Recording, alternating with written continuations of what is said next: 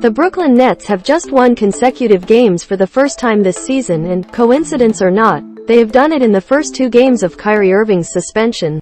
Far from holding them back, it seems that having Irving away from the court is suiting the Nets just fine. After wins against the Wizards and the Hornets, Brooklyn now have 4 wins in the bank this season, taking their record to 4-6. On Saturday night in Charlotte, both sides pushed each other all the way, but the Nets came out on top, behind star man Kevin Durant's 27 points. Backing him up in the points column was Cam Thomas, who had 21 off the bench. Thomas seems to have been one of the main beneficiaries of Irving's absence, racking up 38 points, 9 assists and 7 rebounds across the 2 games. Before then, he had only played 15 minutes all season, but seeing himself move up the rotation, he is justifying the opportunities given to him. For the hosts, Terry Rozier led the charge after having missed 7 games. On his return, the guard put up 25 points, including 6 3-pointers. At one point in the final quarter, the Hornets led by 11 points, but the Nets kept fighting and went on a 23-7 run to turn things around and close out the game.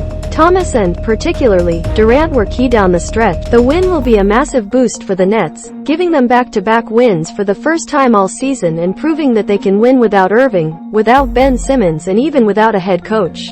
Seeds of hope are springing in Brooklyn after a poor start to 2021-22. De'Aaron Fox drained a midcourt 3 to give the Sacramento Kings an overtime win at the Orlando Magic. Fox with 37 points led the comeback after his side were down as many as 20 in the third quarter.